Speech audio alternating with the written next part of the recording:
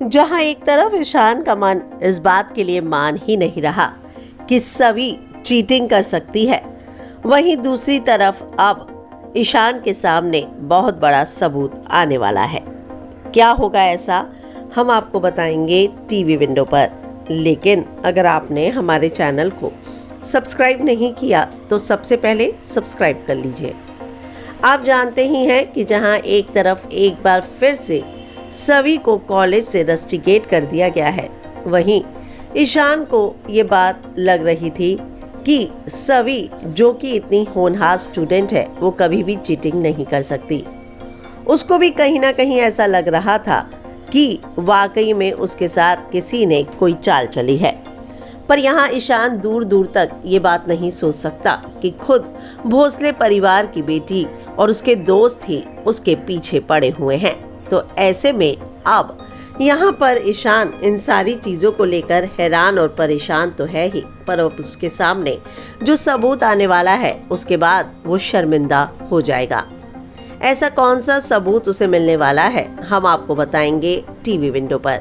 लेकिन अगर आपने हमारे चैनल को सब्सक्राइब नहीं किया तो सबसे पहले सब्सक्राइब कर लीजिए, क्योंकि हम आपको ये भी बताएंगे कि आगे आने वाले एपिसोड में और क्या क्या देखने को मिलने वाला है। जहां एक तरफ ईशान ने रेस्टिगेशन लेटर पर साइन तो कर दिया, पर वो इसी उधेड़बुन में है कि क्या वाकई में सभी ऐसा कुछ कर सकती है। दूसरी तरफ अब घर पहुंचने के बाद उसे उसकी चाची यानी कि अश्मिता काकू जो है वो चिट देती हुई नजर आएगी, जो उसे दुर्वा के कपड़ों से मिली है।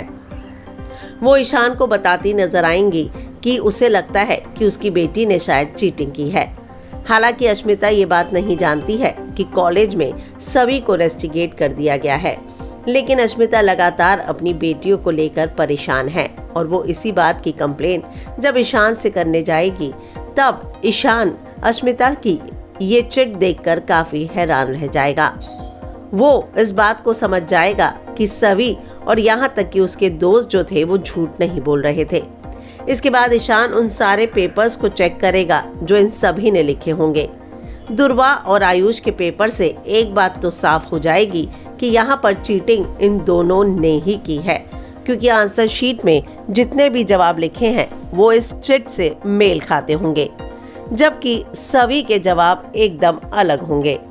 तो अब ईशान इस बात को समझ जाएगा कि यहाँ सभी झूठ नहीं बोल रही थी, और इसके बाद जो है वो सभी की जगह अब उसका रेस्टिगेशन लेटर वापस लेते हुए दुर्वा को रेस्टिगेट करने की बात करेगा। लेकिन इससे पहले वो दुर्वा को थप्पड़ भी मारेगा और इस बात से नाराज होकर निशिकांत भोसले निवास छोड़ने की बात कहेगा। तो आने वाले दिनों में बहुत कुछ देखने को मिलने वाला है, जहां एक तरफ बहुत सारी चीजें एक एक करके ईशान के सामने खुलेंगे। उसे इस बात का एहसास होता जाएगा कि सभी के खिलाफ बहुत सारे लोगों ने चाल चली है। वो दुर्वा से नाराज हो जाएगा, और जब ईशान दुर्वा पर हाथ उठाएगा तो निशिकांत इस बात को लेकर नाराज होगा कि उसकी बेटी को कोई और कैसे इस तरीके से मार सकता है। निशिकांत का मानना है कि अगर राव साहिब के बाद इस घर में किसी की चलती है तो वो है।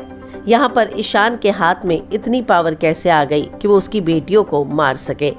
लेकिन यहाँ ईशान ये समझाने की कोशिश करेगा कि मैं इनका बड़ा भाई हूँ, मैं नहीं चाहता कि ये लोग कुछ गलत करें, और जो हरकत ये लगातार कर रही है वाकई में वो बहुत घटिया है, और इसकी एक हरकत की वजह से एक स्टूडेंट की जिंदगी बर्बाद हो जाती।